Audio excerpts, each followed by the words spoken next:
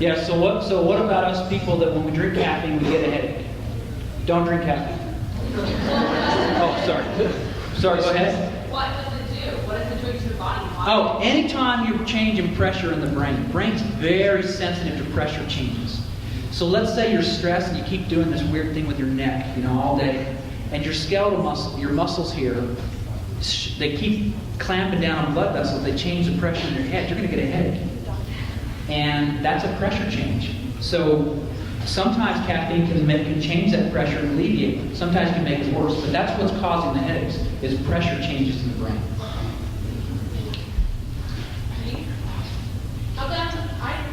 I don't drink coffee hardly ever, actually, but I used to when I was drinking all the time, every day. But it never ever had an effect of crashing and getting like and crashing. It doesn't have any effects on it at all. So she's saying, I drink caffeine, I don't even notice anything, don't even skip a beat. So everybody handles caffeine differently. Some people have really good livers and they clear it out fast. Some people, you give caffeine and you have to live with them until it wears off. So everybody's a little different, and it's everybody's different. Is too much sleep a bad thing? Yeah, too much sleep is a bad thing. It's good. It's the same way. It's just like this balance. Too much sleep can make you too tired. Not enough sleep can make you too tired. Absolutely. How does caffeine relate to the word of wisdom? How does caffeine go into the word of wisdom? I'm so glad, because I get sick of talking. That's why President Barron's here, to actually do doctrine. Normally I would stand here and give you the doctrine, but since I'm being recorded.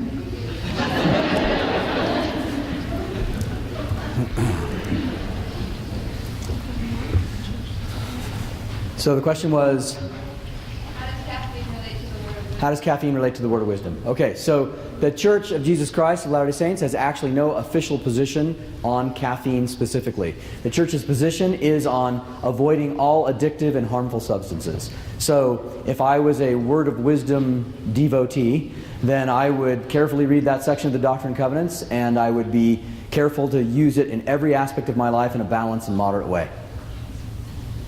How about that? Huh? You sit down. See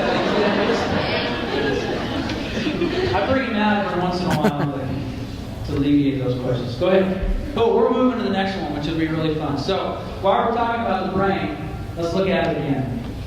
Okay? We're going to talk about something completely different though. This is the same brain. You notice that I have added some color. There's a reason for this. Okay? This portion of your brain is designed to process visual images.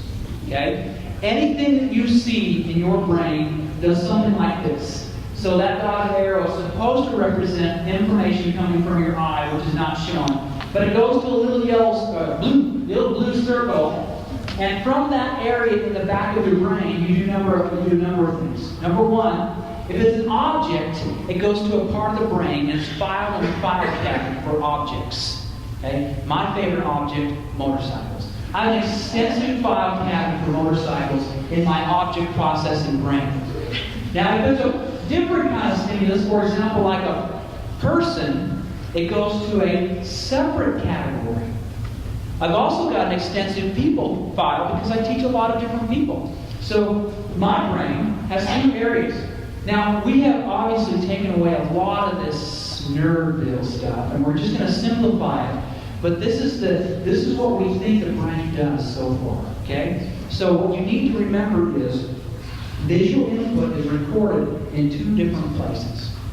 Okay? If it's a person, it's recorded, we'll say, here in this box. If it's an object, here. Now, what happens is your brain sends those images up to a portion of your brain called the amygdala. And the amygdala does this little cool thing. It spins, and it spits out information. For example, so we got people going there, objects going there, spins it around, and it spits out something called love. And your brain says it helps you determine love. Now, in a properly functioning brain, how are you going to know the difference between people and objects? I mean, there's all kinds of different types of love. We have one word in the English language. Obviously, my motorcycle and my wife are not comparable. I mean, if I had to choose between one to push off the cliff, it's my wife, for sure. Now, the way that I know that is because my higher centers, called the frontal cortex, they tell my amygdala which kind of love I should feel. So I can feel a certain love for each of my children, and it's different than what I feel for my wife, and it's different than what I feel for President Barron, and it's different from what I feel for my motorcycle. They're all different because my visual cortex does it. So let's give you an example. Okay? So there's one of my favorite visual inputs. Here it goes. It goes back to my brain, to my little blue dot. It sends it to my object. My object says to the amygdala, it spins around, and spits out love. And then my higher center says, that's a motorcycle being back. And I say, now, what if we put a hot chick up here, which is my wife? Okay? So I've got a hot chick here. I see her, goes to a little blue circle, spins out, and it's a person. It goes to a different place in my brain, goes up to my amygdala, spins around a little bit. And since it's my wife, I'm going to let it spin again because it says love, and I'm going to say, what kind of love is that? Well, that's your wife. Oh, we'll spin it, baby. And I'm going to let it spin again. Yeah? Because that's my wife. I can do that. But what happens now if I put another hot chick up? Now, what happens in my brain? So, Princess Leia, she's visualized just like everybody else. She goes here to the little blue circle. She goes to the people place in my brain, goes to the amygdala. Amygdala says, love. And my higher centers say, no. So I blow up Princess Leia, and she's gone. Because my higher centers can tell me that that's not appropriate. Princess Leia, that's someone you don't love. And I can do that because my brain's functioning properly. Now, let's show you a different kind of brain. Okay? So, here's something that happens that's very interesting. If you allow this visual input right here to look at naked people, especially 2D images of naked people, or watch naked people doing naked people things, what happens to this? It goes to your processing center here, and we create kind of a problem. Because your brain says, is that an object? Or is that a person? And in fact, the brain is very plastic. And when it gets confused like that, it actually creates links between the two. So that now we start processing objects and people the same way. Now this is a problem because then when we send it up here, okay, even sometimes we process what we thought were objects, we don't know. What they're people, objects, we don't know. It creates a confusion in the brain. So now what happens to the amygdala? You spin it up here, and it spits out this kind of object-people combination, and it says love. And look what happens to this. You see, that's a dotted line, which means the frontal cortex has lost its ability to distinguish. So essentially your frontal cortex says, I don't know. I don't know. And the more you do that, your frontal cortex actually shrinks the ability to do that. Now we have a problem. This here is a broken brain. And it broke.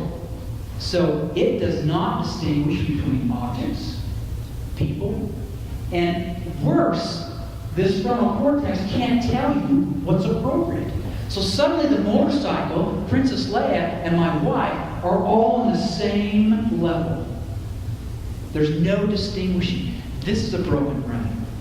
This is what we want to ask, what we want you to ask questions about. But before we do that, let me tell you an experience that I had with a broken brain. Not my brain, but I had a friend and I did not realize his brain was broken. Let me tell you what a broken brain is like. So I'll just kind of introduce you a little bit to the beast we're trying to address. So I had a group of friends when I was younger. Okay? There's about 7 of us. Now we were on our banana seat bikes riding out to Cub Scouts. We were all about between ages 10 and 11. And in the bar pit, which is a little ditch by the road, someone had thrown a Playboy magazine out of their car. And 7, 10, 11-year-old boys discovered this. and all of us flip through this magazine. Brain is amazed at seeing things it's never seen before. That's why it's so exhilarating to learn. It just sends off signals everywhere. Here we are, 7 little boys looking through this. Now, that caused all kinds of disturbances. Fortunately, that was the last exposure that I had. Fortunately, I didn't expose myself after that actively, because my brain was able to recover. But apparently, unbeknownst to me, some of my friends never recovered from that exposure. They started actively pursuing it, and their brains started doing this, and they broke. So, here I am with one of those friends. We traveled to Phoenix, Arizona for a training meeting, just him and I. And he's married, he's got children. I'm married, I have children. I use the restroom, I come out, he's got the TV changer, flipping through the adult movie menu. 2 grown men in a hotel room by ourselves. Nobody knows. The business that we were going for, they didn't care what we did. They gave us drink tickets. This is a big temptation. My friend's flipping through it. I said, what are you doing? Well, let's watch one of these movies. I said, no, we're not watching that movie. Let's watch a movie. We're not watching that movie. Why don't you give me the changer? I'm not giving you the changer. I tried to reason. I said, hey, we got wives at home. Shrugged his shoulders. His brain. I said, you got little kids at home. They're not here. We got the priesthood, man. Now give me the changer. I'm not going to give you the changer. So I had to walk over. Here we are, best friends. Both of us played college football. Both of us married. Both of us with kids. About to get in a fist fight over the TV changer in a hotel room. My brain was functioning, telling me this is not something you should do. His broken brain had no reason. Fortunately, I took the changer from him. He did a very interesting thing. He clenched his fists. I thought we were going to get in a fist fight. He turned, clenched his teeth, sat on the bed, clenched his fists. Then it passed. And it passed. And he was okay.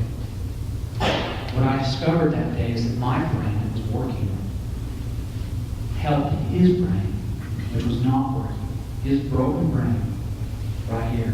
Had he been in that hotel room by himself, he would have caved. Reason had been removed.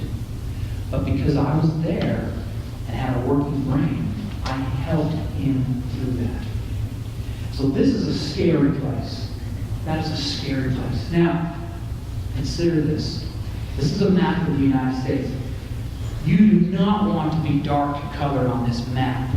This represents the amount of pornographic subscriptions per 1,000. Okay? Being dark on this map, bad.